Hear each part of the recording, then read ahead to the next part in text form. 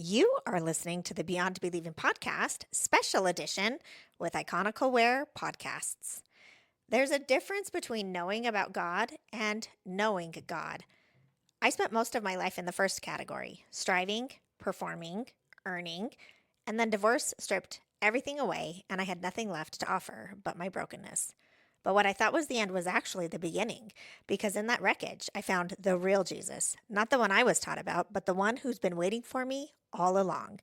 In this conversation with Iconical Wear, I'm sharing the candid, unfiltered story of going from Mormon theology to biblical truth, from survival mode to surrender, and from broken to whole. If you're rebuilding your identity post divorce as a Christian woman, after everything fell apart, this one is for you, my friend.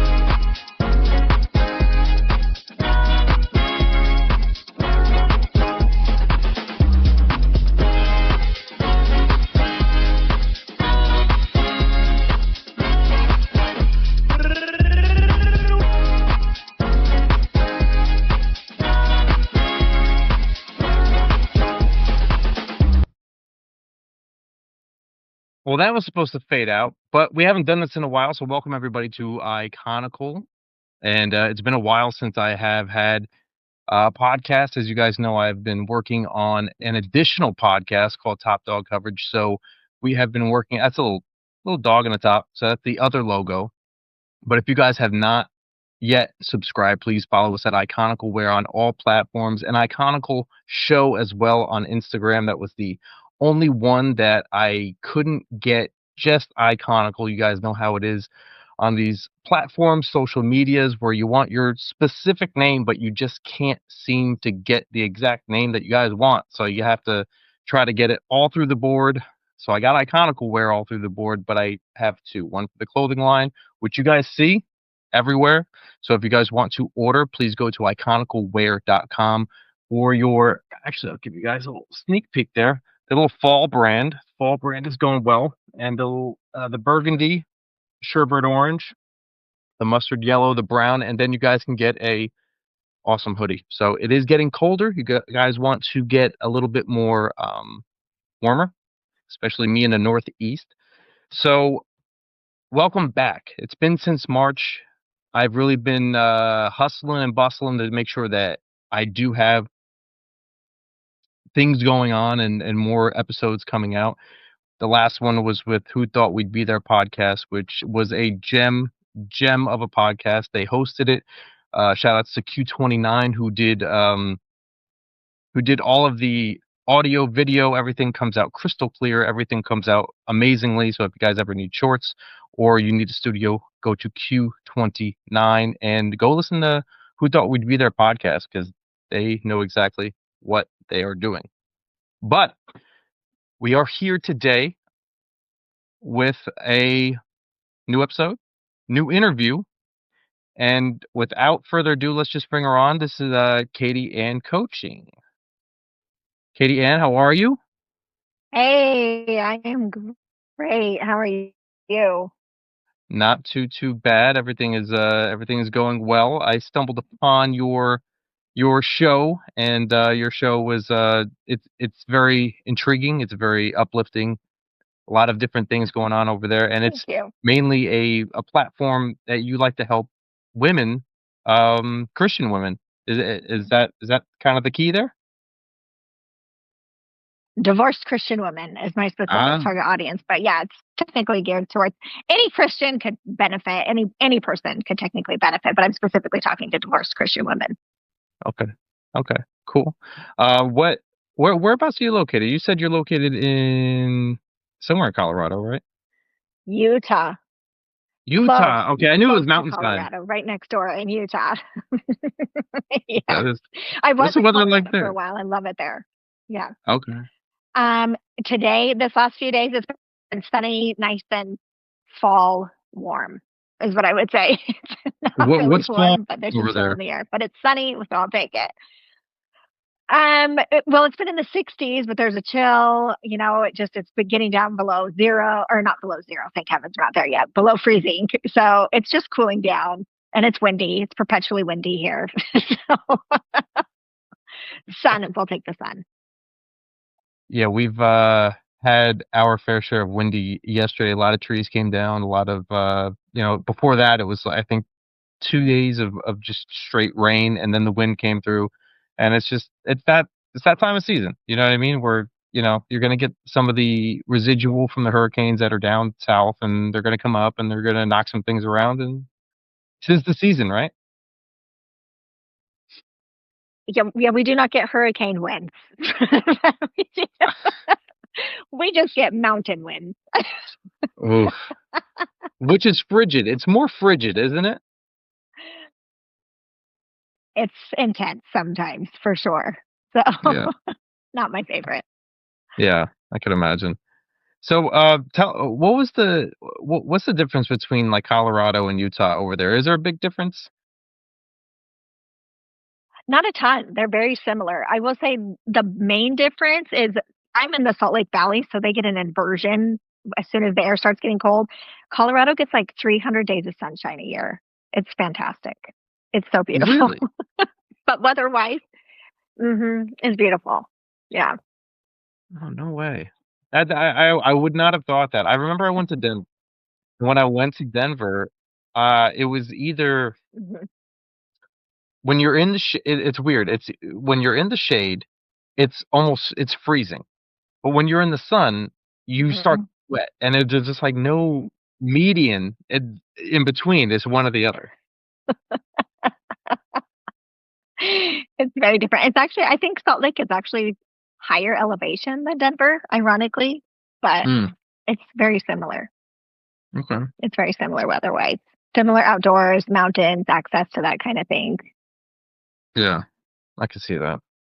So I wanna ask, what made you get into?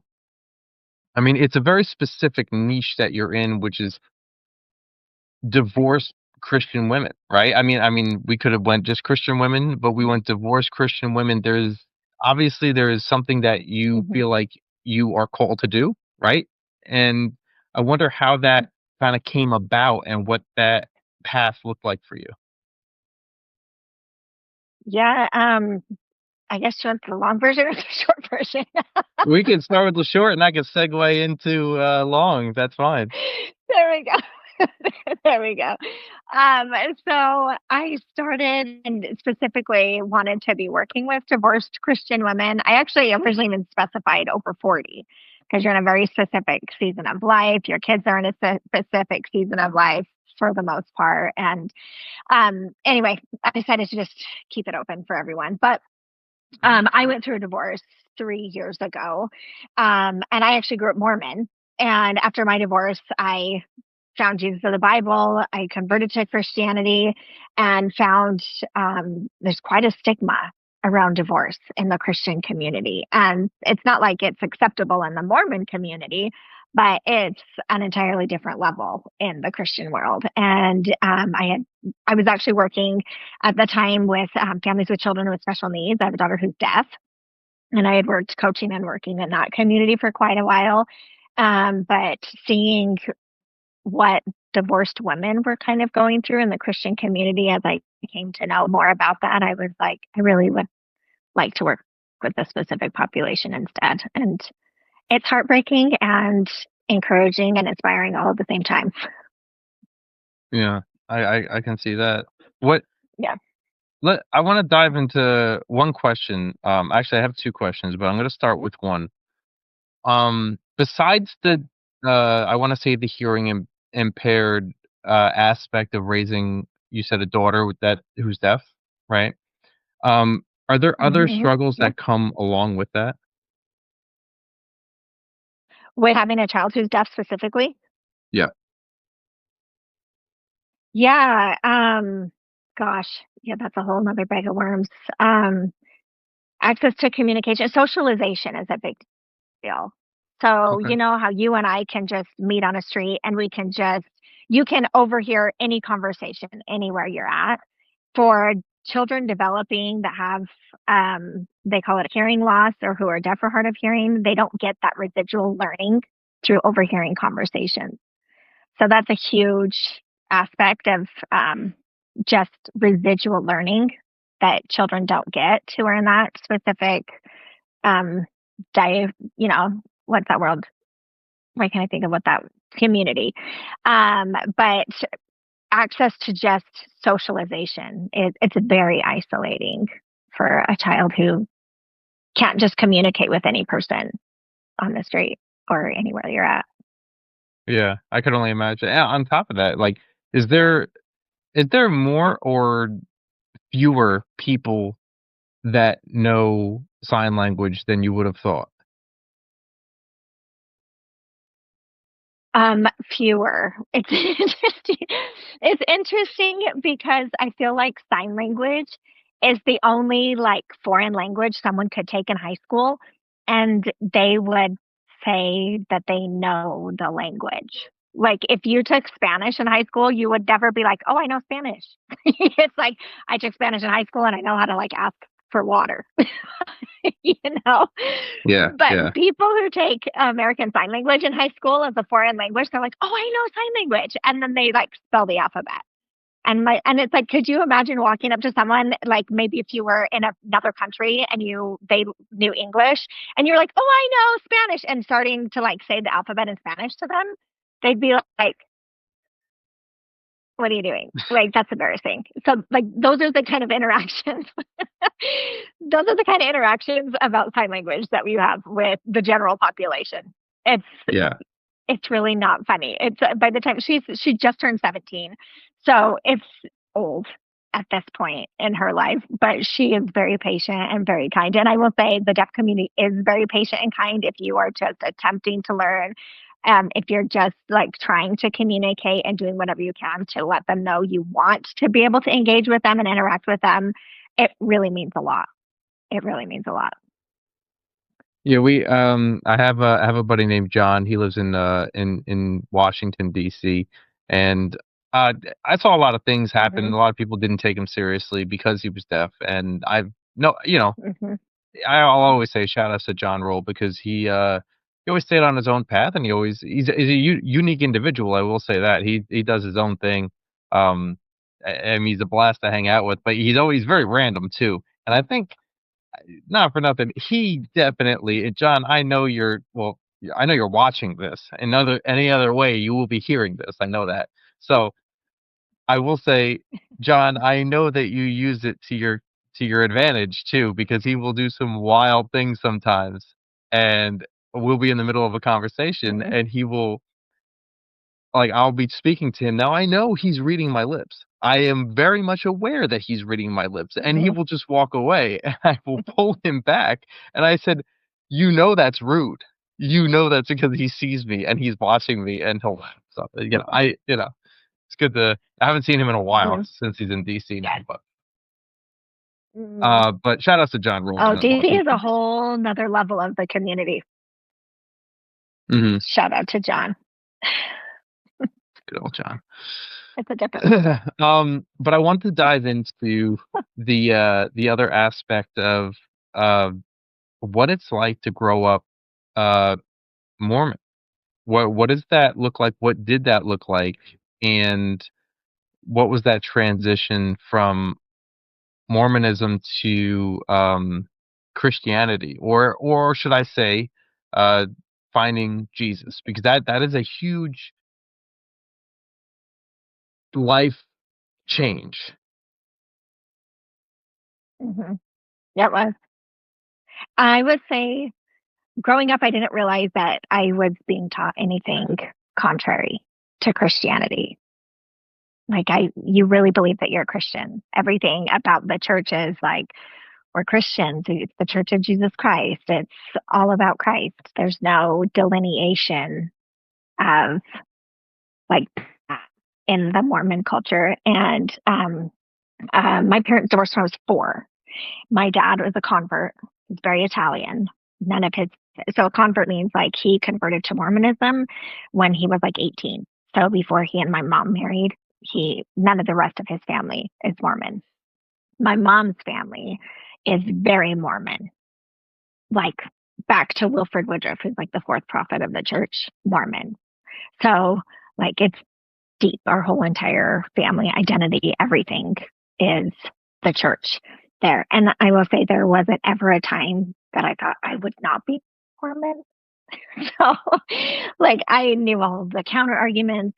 Like in Christianity, you call it apologetics. In Mormonism, they don't use that word, but that's what it is. Like, I knew all of the apologetics about Mormonism. I know that's very interesting, right? So, like, Yeah, for tell me more Mormon about doctrine, that. all the counter, like, yeah, they just don't talk about apologetics. It's just not a term they use, which has been really fun actually as I'm coming to learn about Christianity and as I'm coming to learn about the Bible, as I'm coming to learn about Jesus and what it actually does say. It's interesting to see how many things like actually connect. Now it makes so much sense for why Christianity doesn't recognize Mormons as Christians. But from a Mormon lens and perspective, you don't learn all those aspects of Christianity because you believe you're a Christian. So you were just taught everything from the perspective of Mormonism and that it connects to everything Christianity believes in because they think it's just believing in Christ. If that makes sense, which is, I mean, at the core, really what it's out about. But they technically don't even believe in the same Jesus, which is why Christians don't acknowledge them as Christians because it's not even the same Jesus. It completely changed his identity. So growing up as Mormon, I just was like just thought this is how everybody lived.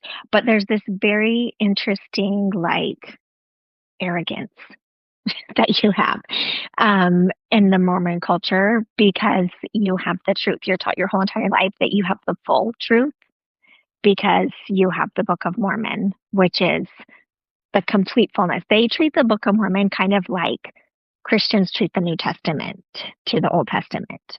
Like it's like a fulfillment and completion of the Old Testament. Everything from the Old Testament prophecies are fulfilled in the New Testament, right?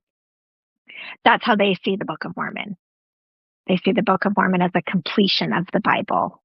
And because they have this modern day revelation, this newer, updated modern day, that's what they call it, modern day revelation, that they have more knowledge than the mainstream Christianity has.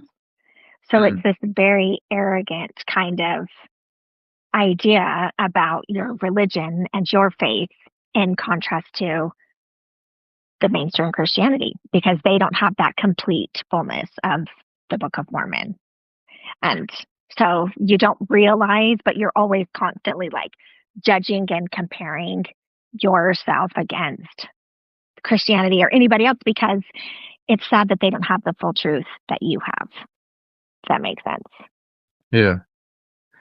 What made you find the, I'll say capital T truth? What made you find that capital T truth? Or where was the turning point where you found that something wasn't working or this, I don't know if this didn't feel right or there was a change of direction somewhere, right? There was, your mind went through something and you went a different direction. I'm going to ask, what did that path look like and where did it start? Yeah, I would say it really started like 5 to 10 years before my divorce. Like I just knew something was off. You know how like you just feel like you're missing something, but you don't know what it is. And like all I ever wanted as a kid growing up was to be a wife and a mom. That's all I ever wanted. Like you would ask me when I was like even as 4 or 5 year old, people would say, "What do you want to be when you grow up?" And I would say, "A mom. I just want to be a mom." And I was a mom and I was a wife and I was miserable. I was like, I had like 5 autoimmune diseases.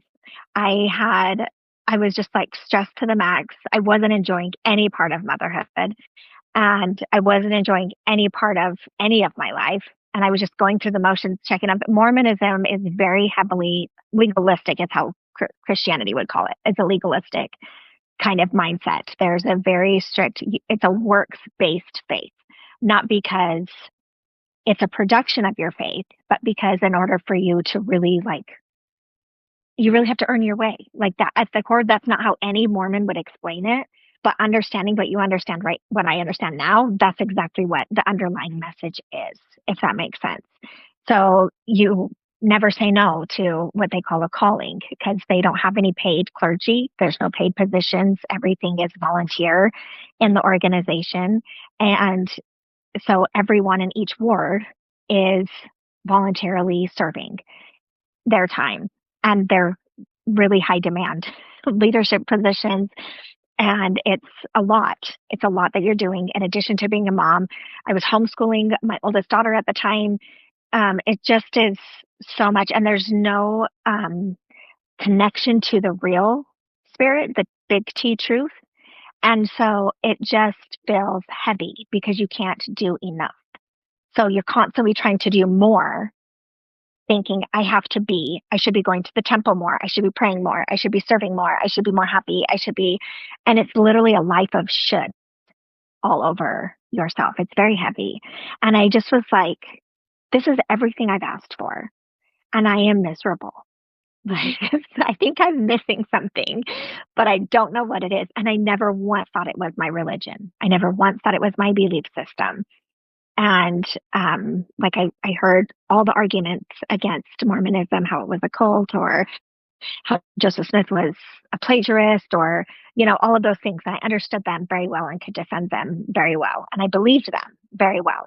But I just had sincerely started praying, like, Lord, you've got to help me. Like, this can't really be it. And I would say I was married for 17 years. And for most of that time, we were in a not healthy relationship dynamic. So my marriage was never good. It wasn't like I had a support system at home. I eventually was called into this big leadership position, and I was like, you're going to have to help me because I don't have support at home. Like, I can't do that. So I don't know how that's going to work because I don't have this support from my husband to be able to do all of these things. And I was, like I said, I had like 5 autoimmune diseases. So I was super sick all the time. I was stressed all the time. I had a doctor that just be like, you're going to have to like reduce your stress. And I'm like, well, I can't give a child away. So I don't know what to do to reduce my stress. And yes, I'm like, I just had been sincerely praying, like, Lord, I know this isn't what you have for me. I know this isn't like marriage and family life. I know this isn't it, but I don't know what I'm missing. I went to therapy. I did like every self-help book I could find. I was like I got a life coach of my own. And that's kind of when the table started shifting for me, when I started to learn and understand how my thoughts and my beliefs about my life was impacting my life. And the more that I grew and the more that I developed and the more that I was working on myself, the bigger the gap between my husband and I became, because he wasn't interested in any of those things, bless his heart. But it just wasn't where he was or where he wanted to go or things that he wanted to do. He was really perfectly happy with what we had, which is sad because he wasn't really happy. You know what I mean? And I just was praying and praying and praying most of our marriage, I was like, should we get divorced? Should we not get divorced? I promised I would never do that to my kids, but I was like contemplating divorce pretty much our whole marriage. So, I was like, that's, you know, not a great place to be. And eventually I got to the spot where I was like, this isn't sustainable. And so I just started praying that either my husband or I would just die, which is a terrible thing to say out loud. But that's how desperate I was to kind of let you know, like, that's how severe it was. I didn't want to put my children through a divorce. I didn't want to go through a divorce. I didn't want to put my ex-husband through a divorce because I was raised a child of a divorce. Like, it was awful. It was awful. And I just didn't want to do that to my kids. And one day I was just kind of out for a walk and saying this, like, Lord, what am I supposed to do? And I just kind of really felt like he was telling me my kids don't have to have the same experience that I had going through a divorce, having parents that were divorced. And I was like, oh, that's an option. Okay, well, I'm going to do that. And then I just felt like, Lord, if that's really the right thing for me to do, could you please, like, help me know, like, because we had been to therapy. He was like not interested in going to therapy. And I was like, this isn't, because really can't, like, this isn't a good thing for my kids to even be seeing or modeling. And we were out on a pioneer trek. If you know anything about Mormonism, they reenact the Mormon pioneer trek to the Salt Lake Valley as an activity with their youth. Yes, true story. So they like put you in groups of families, and we were a family, and I lost my wedding ring, and I was like, I'm never going to find that. Like, we were out in the middle of nowhere, and I was just like freaking out because I'm thinking this is a sign. This is what God has been like clearly allowing me to say. And everyone is thinking that I'm devastated, like looking for my ring. And I'm just like trying to process, like, is this what God is trying to tell me? It's okay for me to, like, you know, end this marriage and a divorce. And because I eventually realized, like, it's not a good thing to be praying for one of us to die. Like, that's a problem. I have a problem. If that's my solution, that's not a good solution. Right. So it took me like about 3 or 4 months. I live about 10 hours away from any of my family, 12 actually. And one of my brothers was coming to visit with a family friend, and he was there. And I thought, well, he's here. I'll have some support, and I can kind of bounce some stuff off of him. I mean, I talked about this extensively with my counselor, with my mom, with, everybody, like, what is the right thing to do? And so when he came to visit, I was able to be like, I really think this is what we need to consider and start talking about. And it just kind of fell apart. And I was eventually invited to read the Bible not very long after that. And I was thinking, that's a great idea because I know the Bible and I read the Bible, and it will be a tool to help you see that Mormonism really is true. That's really what my stance was. I was really that confident in my faith. But we were reading in the New Testament, in Matthew specifically, and they come upon the passage of the woman or the Pharisees are giving Christ this example of the woman who marries the 7 brothers, and they each successively die, and she doesn't have any children. And so they say, in the heavens, whose is she? And Christ responds like, you fools, basically. Don't you know you're neither given or received in marriage in the heavens, but you're as the angels. And I was like, something about reading that time, I knew I had read that. I knew I had read the New Testament, I don't know how many times, but just something about that time was like, 1 minute. Like, this is Christ himself speaking. Yeah. Give me a second. Let me go over this. Eternal marriages.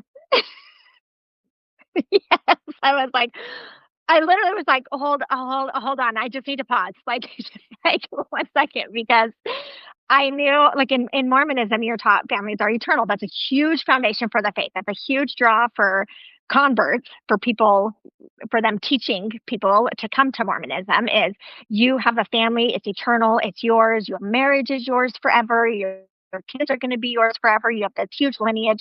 They use the scripture of Elijah, that he will turn the hearts of the parents to the children, the fathers.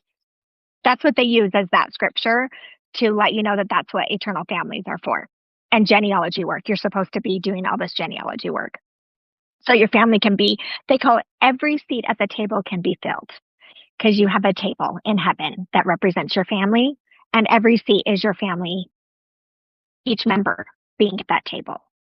So there's like a very popular, this is kind of how this religion underhandedly tells you have to comply.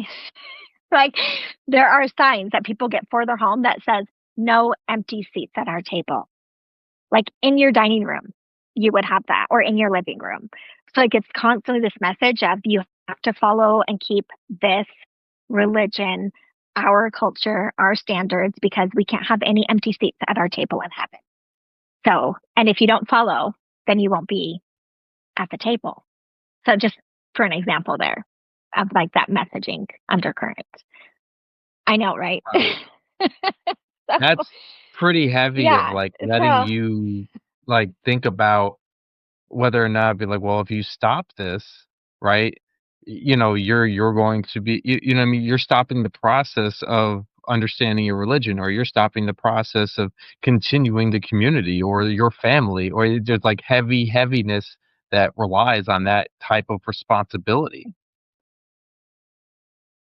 Yes. Yes. It's just like, again, nobody's saying that, but that's the underlying message of it. So it's that kind of teaching that you grow, talking about growing up in a Mormon home. It's those kind of messages that you continually learn to adopt. You know, they talk about a biblical worldview. There's for sure a Mormon worldview. And that's what just kind of one of those pieces of the Mormon worldview, if that makes sense. So, Hmm. um, I read this passage and I'm like, this is Christ himself saying this. And God doesn't change, like his message. He doesn't change. He's the same yesterday, today, forever. I know that's true. And now Mormons do not believe Christ is God. Just also a side note. They believe he's the son of God, like as in a spirit child of God, not God himself. So they believe in a polytheistic theology about God. So they're three separate distinct beings. So I'm like, this is completely contrary to the doctrine of Mormonism and having eternal families. And like God would never tell one group of people that they weren't going to have an eternal family or have the ability or possibility, and then tell another group of people in a different time, give them what they called updated modern day revelation, that then they would have access to a promise. So I just was like, for the first time, that was the very first time I thought, I think I might be wrong. And I just was at that point, like I said, I was just so desperate to find God and to be close to him and to be where he wanted me to be and to be on the path that I literally was just like, anything he had, I was open. I was gonna, no, I did not think it would ever point me away from Mormonism, but I was willing and open to anything he wanted to teach me. And so I think that really was like, he just had my heart at that point. He really just had my heart. And I didn't know it, but like looking back, I can kind of see how he prepared me to receive all of this as it did come. And then it just felt like the floodgates opened and I couldn't get enough of him. There's a psalm that says, my soul thirsts for you like a parched land.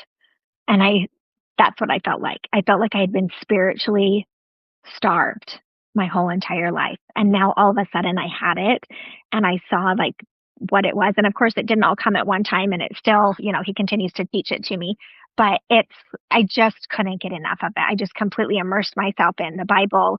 I found a Mormon church in Salt Lake, which is very hard to do actually. Okay. Not a lot of non-LDS churches here, Yeah. but they're good efforts here. I started going to this other church. I started going to like these studies to help people coming out of Mormonism because most of the non-LDS churches here are here to evangelize to Mormons. So there's a lot of classes and resources specifically for Mormons coming out of Mormonism.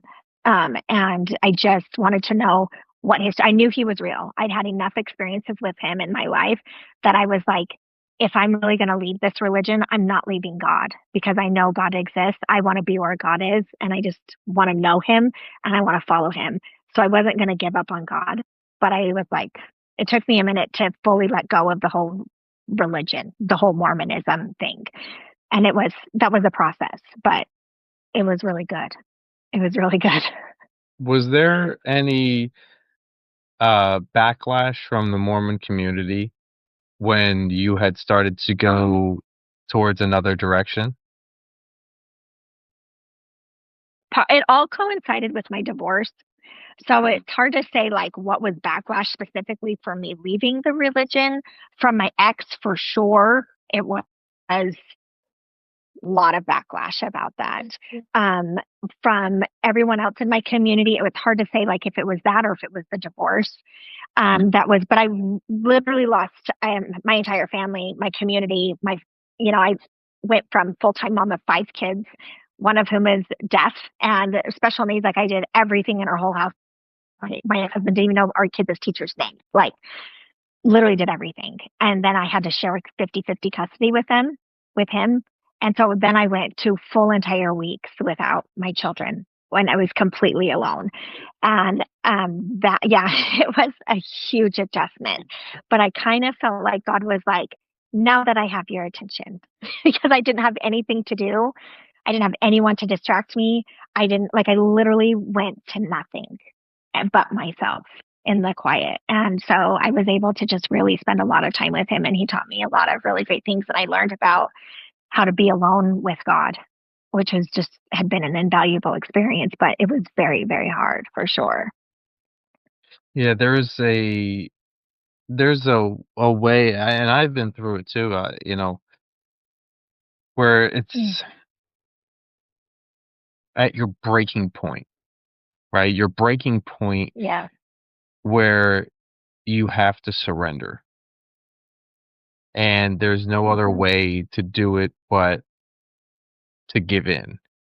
Now, it's not necessarily a bad give in. It is the sense of being down Yeah. and out, and it's almost as if Jesus is sitting there patiently waiting for you, not in a bad way, but to crumble, because he does say that he'll Hmm. take you at your worst. The patience of somebody, Hmm. just think about that. The patience of somebody to take you at your worst, to let you make all the mistakes that you want to make, to go through all the things that you know you shouldn't be doing, the other side knows you shouldn't be doing, and then just sitting there patiently waiting so that he could still take the broken you in. Hmm. Yeah. Yeah. It was very healing. And I learned a lot about, um, what it means for him to be my healer. Like I actually went back to school to get a degree in biblical theology and just learning about worship. I was like, my mind was blown because like those are not things that you do. Worship is very, very different in the Mormon world. So just learning like very basic things about understanding the nature and identity of God. I went through a class about understanding the difference between Mormon theology and biblical theology. Mm. And it's just so good. It's so mind blowing because there's so much. You don't realize how much there is until you start to dig in it. And I had a friend that was like, everyone I know who reads anti Mormon literature ends up leaving the church. And I was like, I read the Bible. Like, so Yeah. I say now the Bible is in its essence anti Mormon because it just doesn't correspond to any of the doctrine once you take out all of the Joseph Smith translation of it.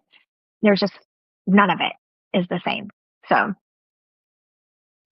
There's a record-breaking number of people in this world who are fleeing to Jesus, and it's not a shock. mhm, There's a lot of people, and I'm not knocking other religions, but there's also a spiritual connection. So when people say, "What are you?" and then, they try to label you under a religion, mhm, when was the last time somebody asked, "How's your relationship with God?" or "How's your relationship with Jesus?" It's yeah, completely different from religion. It's completely different. yeah, And the amount of people that I've yeah, seen nowadays that I would never expect to go to Jesus, like friends of mine who I've hung out with them for years, and they say, I don't know if I believe. And it's like, okay, like, now I still hung out with them. They were still, now they go to Bible study before work or during work, or, because they're in such a good niche of a job run by Christians, run by people who believe. And, he even told me, he's like, dude, like, parenting is better. My life with my, fiance is better. Like, everything has gotten better. And these are things that I would have never thought, that would happen for certain people in my life, and it's just like, because you have this mindset of looking at somebody and be like, yeah, they're pretty, I want to say close-minded, or maybe just think a different way. But then God can do anything. So truly. I mean, praise God. It's amazing. It really is amazing what he does. And that is like nothing is too hard for the Lord. I love that so much. Nothing is too hard for the Lord. So I mean, he made the earth in 7 days, so that's pretty. I mean, he made everything in 7 days. yeah, yeah, he did. It's so good. It's so good. So my My kids question. are so my ex-husband is oh go ahead. No, no, go ahead. You can continue. I will ask this question. Don't worry. I just was gonna say that my ex-husband is still very Mormon. And so my kids are now seeing, like I sat my kids down and just said, hey, we're not going back to church like ever again, mom. And my girls were teenagers and they're like, yes, like they've never really loved that. But I said, but we're not giving up on God. Sure. Like, Yeah. hold it. Yeah, they were very excited. And so I was like, but we're not giving up on God. We're still going to go to church. We're still going to learn about God. We're still going to worship. We're just going to worship the true God. And their dad, of course, is like, what are you doing? You're confusing them. You know, it's been very difficult. My little boys are 10 and 7 now, but at the time they were 7 and 4. And so my oldest son was coming up on his 8th birthday. In Mormonism, you are getting baptized on your 8th birthday. It's a huge deal. There's a lot of community like pressure for you to be baptized on your 8th birthday. And I was like, no, you have to have both parents' consent now, finally, for children to be baptized. And I said no. And that was very hard for him to understand. But that was what I told him was that this isn't about choosing a religion. This isn't about choosing your mom or your dad or about making your mom or your dad happy. This is about you understanding how to build a relationship with the true God. And you can't build a relationship with God if you don't know who he is. So it's my job to give you information. It's your dad's job to give you information, but ultimately you're going to have to decide what really is the truth and how are you going to build that relationship. And it's still not it's still very hard for him because he wants to please his mom and he wants to please his dad. But I'm like, Yeah. eventually you're going to have to get to a spot where you just want to please God. So Yeah, and you know what? I'll be honest with you. I was raised in a Catholic family, and there was something about it my entire life that I just saw it as it didn't make sense to me. It didn't. It just didn't. Right? You would be in church. It would be repetitive, and in my head registered as 10 to 15 minutes of this was a lesson, right? Everybody would sit down. But before that, there were two scriptures that they read. And then you would stand up and then you would sit down. And then you would stand up and you would sit down. And then they would read another one. You would stand up and you would sit down. And then you would stand up, sit down, and they would go through their spiel, whatever it is. And they would give you whatever the lesson is through those gospels, right? But then you would stand up and then sit down, stand up and kneel. And then you're regurgitating what they're telling you to say, and it just didn't seem natural. It just didn't. It just in my head, I'm like, why are we following the leader here? Why are we doing Simon Says? Why are like that's what my mindset was, and at a young kid, this is what I was thinking. And then you all get in line and you'll go get communion, and you all, and I'm just like, and when I had the mindset to, or when I was older, to be like, yeah, I'm not doing this anymore. Like this is very odd. And I started going to mhm. Bible study. Bible study was completely different because I'm actually learning about it. It's Mhm. everybody's in somebody's house. These Bible studies got so packed. People were lined up down the stairs of this Oh, person's house. And I'm like, this is wild. no. And I still to this day, you're talking about people who were in gangs raised in some of the toughest cities too, showing up to this one person's house. That's when I knew something was different. That's why I was like, okay, this is different. There's something moving. There's something stirring right here. And I'm still friends with these people in Nashville, Atlanta, California. Just they've moved out. They've gone their ways. Florida. They're everywhere, and I still stay in contact with them because they've had a change in their life, and we're Mhm. brothers and we're sisters like forever now. That doesn't change. Yeah. So I can relate to that. It's different when you start to please God. It's different. It doesn't matter what. Well, you really should be doing this. You really should be blah blah blah blah blah. You hear it, but it's just like your Yeah. focus is. forward and on God. Right. Yeah. Yes. And then he just compels you. It's literally like the craziest thing. It's not about living this checklist. It's about just like, okay, God just humbles you. It's like he just is like reminding you, Yeah. hey, there's this little thing you have that you need to kind of take care of. And you're like, oh, and there's just things that you just no longer have a desire or a taste for or an interest in. It's like, it's really the new creation that Paul talks about. It's like completely having a totally new heart. Like he says, you know, take your heart of stone and turn it into a heart of flesh. And, you know,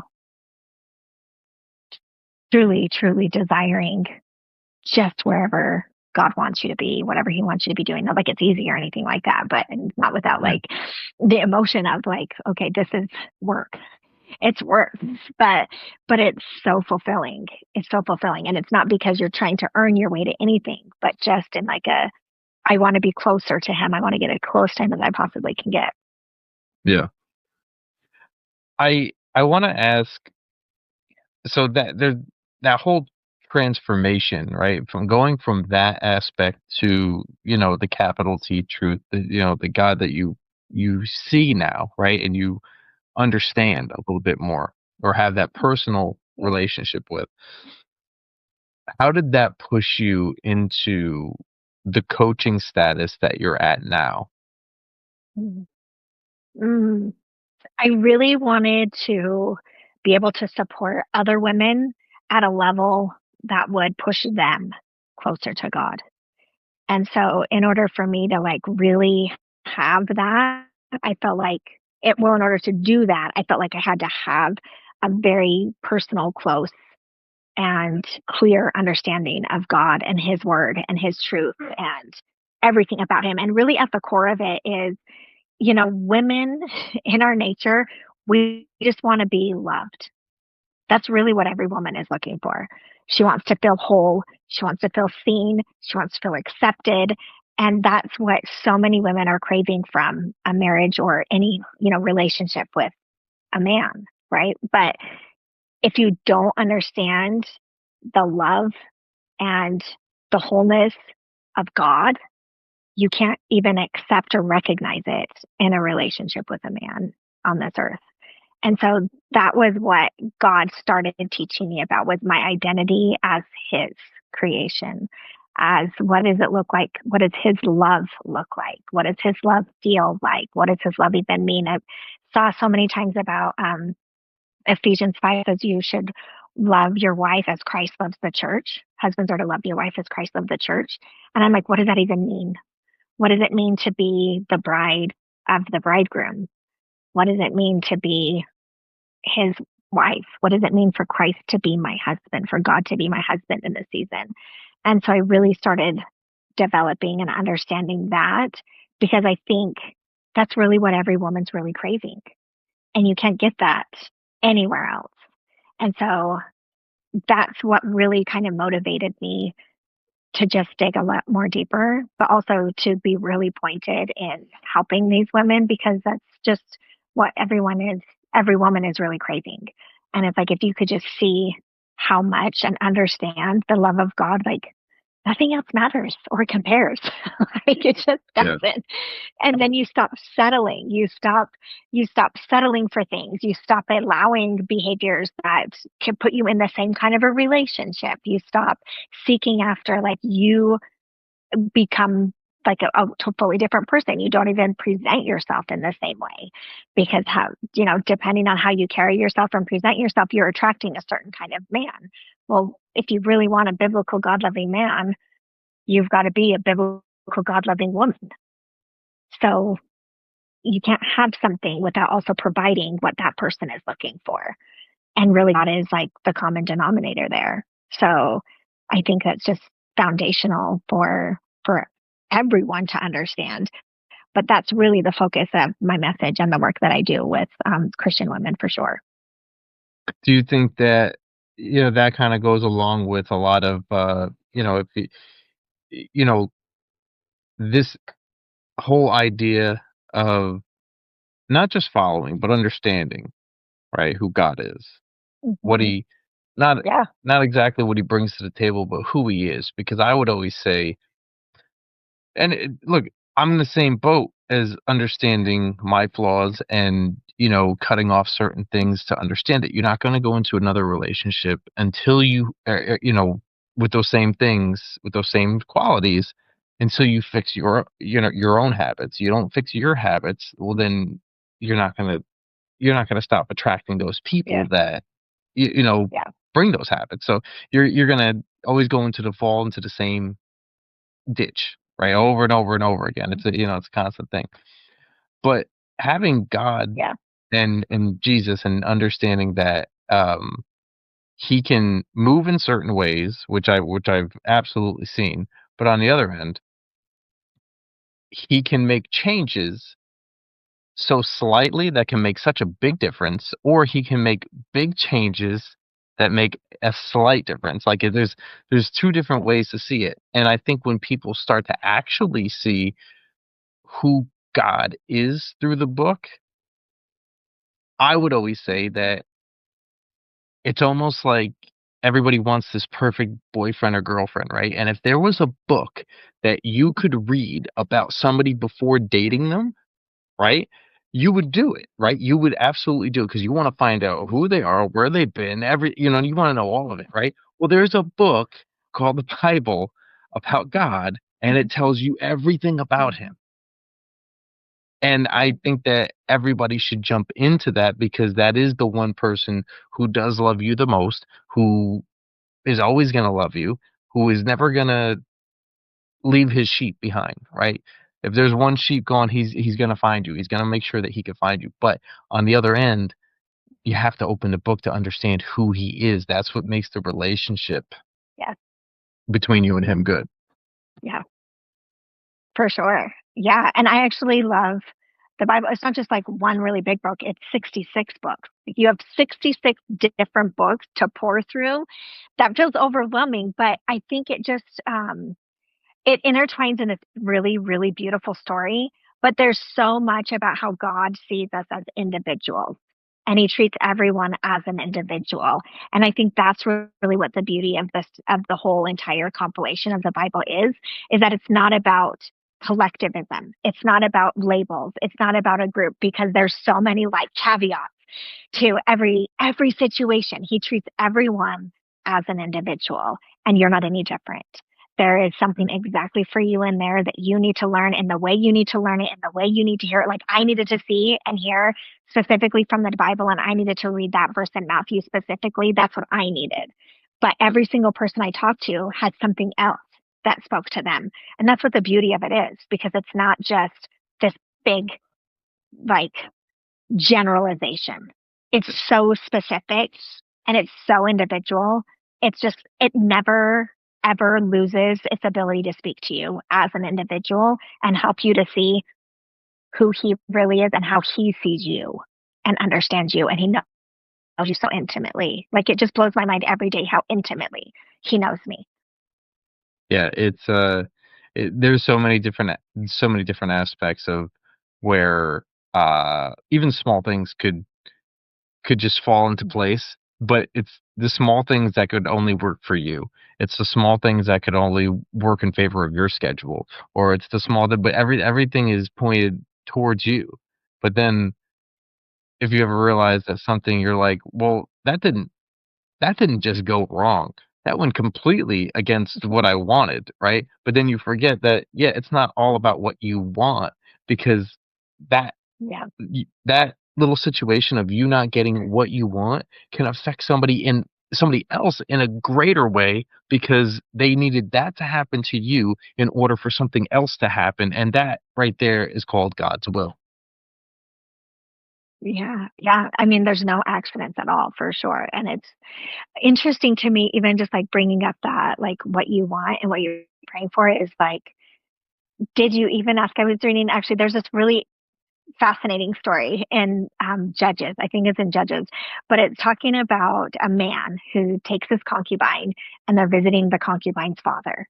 And they're coming back to their home and they have to stop in this city during, it's in the Benjamites clan land, right? So they stop in the Benjamites' land and they're just going to like camp out in the village square. And a man comes and he's like, you can't camp out here. That's not safe. So he takes them to their house and they go to this man's house and men like swarm the man's house and are banging on the door and like, come out here, come out here. They want the man to come out so they can have their way with him. And this is such an interesting story to me. But but what ends up happening is the man sends his concubine out. They assault and abuse her all night long. She's laying on the doorstep and she's dead. He cuts the husband cuts her into 12 pieces and sends her to all the tribes of Israel, including Benjamin, and says, this is what just happened in the land of the Benjamites among our people. And there's nobody that's repentant. So all the other tribes get together. They send to the elders of Benjamin. They're unrepentant. They're kind of like, who are you to tell us what we should and should not be doing? And so all of these were like, decide to gather together and come to war against the Benjaminites. And so they do. And they lose like 30 to 50,000 soldiers, like just swarms and swarms and swarms over it's the course of like 3 days. They lose 18,000 the first day and 20,000 the second day and 30,000. And every single day they're like, Lord, what's going on? Are we still supposed to be doing this? And he says, keep going. And so after the third day, he says, this is the day that I will deliver you all into their hands or them into your hands. And then like 50,000 of the Benjaminites are killed on the last day. So there's like 100,000 Israelites are slain in this battle. And what I think is really powerful about this is I got this I read the Bible in 1 year by Nikki and Pippa Gumble. And Nikki shares that while they were asking how to go to war, they never stopped and asked if they should go to war. And that's what I think about a lot of the times when I'm thinking about what do I want is not how am I supposed to do this, but if this is even God's will for me, because I've made such a mess trying to pursue my own will. And there's a verse in Romans, I think it's Romans chapter 3, where he says God gives them over to their debased minds and to their own desires because they're so far from the will of God and what he wants that he's like, it's just fine. You can have your own way.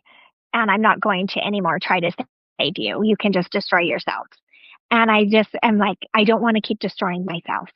I want to know where does God want me to be and what does he want me to be doing? And so I've become very careful, maybe not careful enough. I'm still learning, but to stop and just ask like, wait a second, before I say like, I really want this, I'm like, wait. Actually, Lord, do you want this? Is this even the right thing for me? Because I don't want to be sacrificing and hurting everyone else. It's been a really good lesson for me, but it's very interesting whenever I think about like, what do I want? And people, or when I'm thinking about that, and I think it's just the Spirit changing your heart. Just as you're becoming that more sensitive creature and the more sensitive of him having your heart, it really you just no longer desire to do anything that's going to separate you from him or separate anyone else from him. And I think those are really good lessons that he's taught me recently. Do you think that is a big stage that people sit on, not asking what God's will is, more so than themselves and if they should be doing this, and they're more concentrated on what they are doing if you compare it to the battle, right? Not if we should go to war, but hey, how should I handle this? But instead of asking, should I handle this? Do you think that relates to the coaching that you do with a lot of divorced women? Yeah, for sure, because a lot of them are in the position of, they've been hurt, they've been wounded, they're now they're post-divorce, they have this scarlet letter they're wearing everywhere they go in every community, and whether or not they were justified or whether or not they had biblical grounds for divorce, as I've seen so many times that it is interesting to watch them. And I think this is just the natural in us, is just the natural innate nature that we battle with, which is our own desire of our flesh and our own imperfections and our own weaknesses and our own just pride and ego. We all deal with that. And so the nature of my coaching is actually to help understand and bring awareness to what are you believing, and then how that correlates and shows up in your life. And so it was actually interesting because the first time I read the Bible, I was like, this is just coaching. This is just thought work. Everything that I've learned through my coaching practice and my coaching experience, I'm like, this is all about understanding, taking thoughts captive, putting on the armor of God, taking accountability and responsibility for myself, and holding myself accountable and focusing on God's work in me instead of God, whether or not God is showing up the way I want him to in the world around me. So that really is the core of like all of my coaching, is helping you understand, like, when you stay focused on you and focused on your own story, like God's got everything else. We want to have our hand in everything else. And that's where it becomes so much friction in our life, because we have no control over any of those other things. None at all. And it's like banging your head against a wall trying to make it all happen the way you want it to. Like, how many examples of like Abraham and Sarah? God promised them this posterity, and they're like, well, we're so far down here. Like, maybe we'll just do this on our own way. Or, like there's so many examples like that in the Bible. That is all what we're doing. It's just the human nature condition. Adam and Eve had this perfect, perfect garden in the presence of God. And she was like, well, I'll just take this into my own hands. It has literally been the problem of humanity ever since we've existed. So absolutely applies in all of the coaching it comes into. And it's so, so amazing to see the Spirit work in these women as I teach them how to utilize these tools and implement them from the Bible. How it's full. The Bible is full of all these examples of how to do everything I teach them. And just like, the more confident they feel, the more empowered they feel, the more at peace they feel, the more hope they feel, the more relieved they feel. So like, they're not stressed and anxious and worried and overwhelmed and carrying around all this baggage of like, my ex isn't performing this way or doing this, or I'm not finding the love of my life, or all these external things. That's like, and then they implement it. And it's just like, you can see their countenance and just the Spirit of God working in them as they are transformed just by hearing his truth and learning to apply it in their lives. It's amazing. Yeah. Yeah, it's wild too, because even in Genesis, when he gave us uh, a garden, right, to take care of. And I heard this from a pastor one time, and it made complete sense, like you said, Katie Ann. We took it into our own hands. We got this, like, we'll do this, right? But in reality, he gave us the garden and gave us the instructions of what to do. So for the first time, he gave us responsibility. So this is your responsibility. Okay. And with this responsibility comes work, comes the soil, right? You have to make sure that the soil is good. This is a garden. Things need to grow. They need to be fruitful, and you're in charge of that. But once we go against God's will, all of a sudden things start going bad. And even though it felt so good to do, we still question why, but we really know the answer, but we don't want to say it out loud, because if we dare say that out loud, right, our ego takes a hit. Is it not? Yeah. Yeah. Yeah. It's very, very humbling to realize you have stewardship. So I will just share this as well. Like, as I'm coming out of Mormonism and I'm like praying with God to like save my kids, like, Lord, like, don't let them be confused, help them, like, protect them. And I have a certain outcome for them, which is to find God the way I found him and to believe in him the way I have believed in him. And they still have a dad, and God is still answering his prayers. And he still has things and desires of his own. And so God just very clearly, literally interrupted me mid-sentence of me like, God, can you just make X, Y, and Z happen? He was like, they are mine before they are yours. And I was like, oh, I know. A little humbling, huh? So humbling, so humbling. But there's a very, very fine line of our stewardship. He has given us things to have dominion and power and stewardship over. But at the end of the day, they're still not ours. They're still his. And we have to remember that at the end of the day, it's just in our care right now, but they're not mine. My children, at the end of the day, belong to God, and he knows them just as intimately as he knows me. And he knows what they need far greater than what I know that they need. So trying to like insert myself and be like, no, no, no, I need it to go this way, is just like so egotistical to say out loud, but you don't realize you're doing that until someone kind of smacks you in the face, you know? Does that sometimes I don't want to say get in the way, but is it a struggle sometimes when you're coaching a woman and you want her to understand a certain aspect of what you're trying to get through to her, obviously, right? Mhm.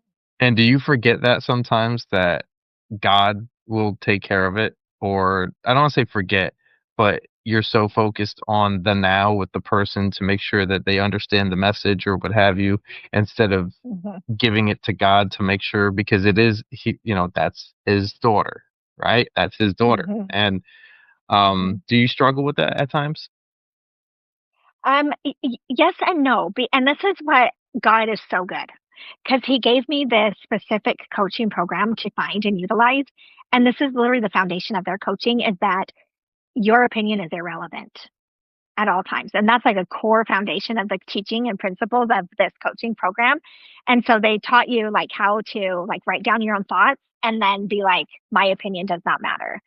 So it's just amazing how God prepared me so very specifically to this specific kind of coaching for it to correlate so beautifully with the word of God and with allowing, like, my job is to show her her mind. And so my job is to help her see what is she believing and what's the story she's telling herself, and then what, if anything, she wants to do with it. And this is just contrary to human nature because many of them will be like, I want someone to tell me what to do. And I have to train them to let go of asking for my opinion Mm, because then I have to say my opinion is irrelevant. Because at the end of the day, you're giving me, I have an hour every week with these women. And I'm like, I have an hour to understand your entire life, which is not like realistic. That's not possible. There are all these other aspects in this situation and scenario that you're not even sharing with me. So I can't give you advice or know what's best for you because there's no way for me to know the whole picture. So my job is to remind you that you do know the whole picture and to help her see that there's more to the story than what she's even acknowledging. And it's just like again so correlates with the Bible and the teachings and the like how God wants us to learn and how he teaches us and reminds us that we have all the answers with him. And so mm, my job is I remind them that if they want to pretend like they don't really know, they do know somebody who does. And they know how to go to him and they know how to talk to him. And so we even work on developing how do you even communicate with him and how do you hear him. And so I give them tools and resources on practicing how to even just do that.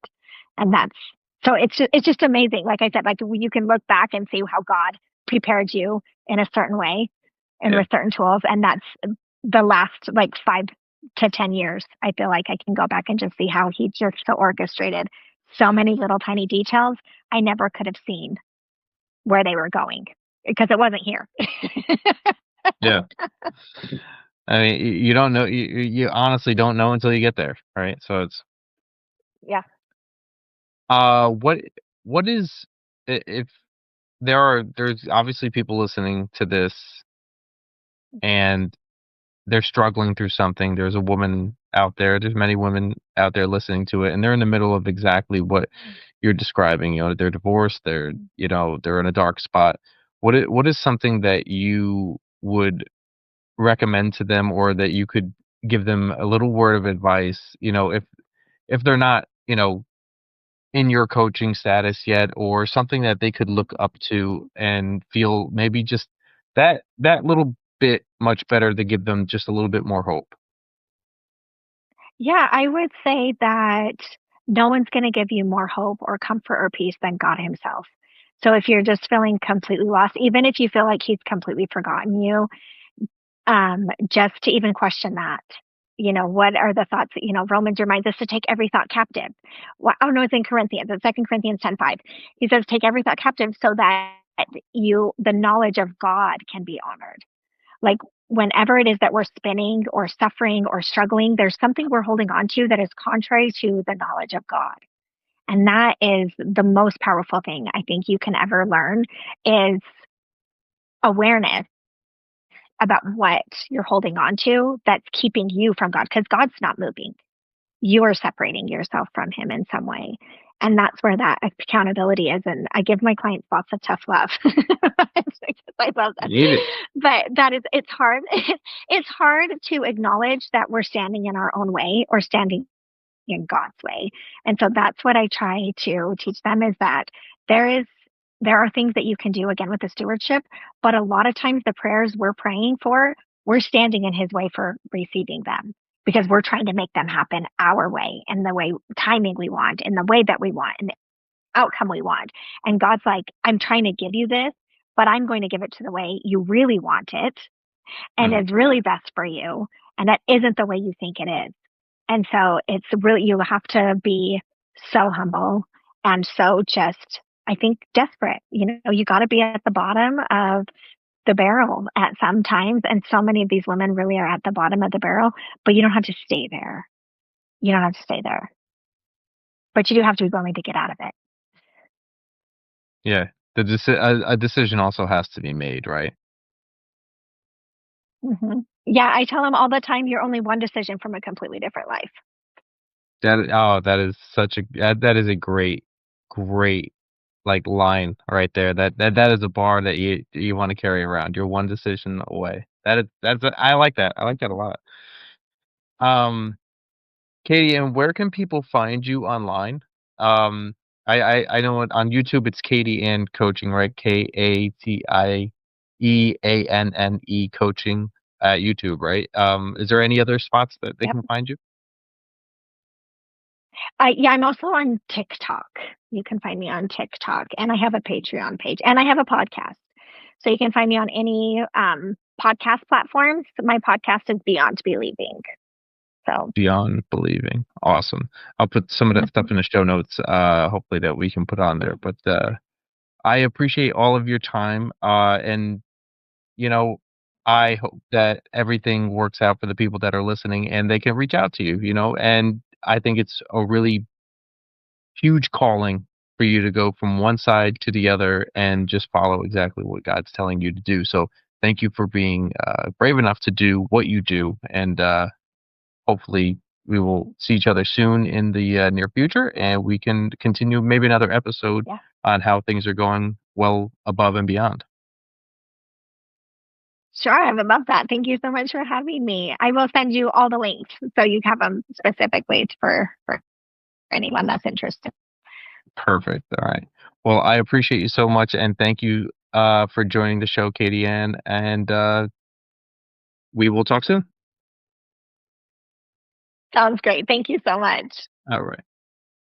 If you're a divorced Christian woman ready to rebuild your identity and step into God aligned womanhood, I'd love to walk with you. There are 3 ways that you can go deeper with me. 1, you can subscribe to Beyond Believing Podcast for weekly encouragement. 2, you can follow me at Coach Katie Ann for daily biblical truth and identity work. Or 3, if you're ready for one-on-one coaching, applications are available at the link in my bio. Let's keep this conversation going. Before you go, please continue to keep my podcast manager, Maria, and her husband, Gunnar, in your prayers as they walk through his cancer treatment. You can find a support link and more information about their story in my show notes. And if you're local to Utah and want to join our single mom community for the holidays, email me at beyondbelievingpodcast@gmail.com. Subscribe so you don't miss the next episode in our Godly Womanhood series. Thanks for listening to Beyond Believing.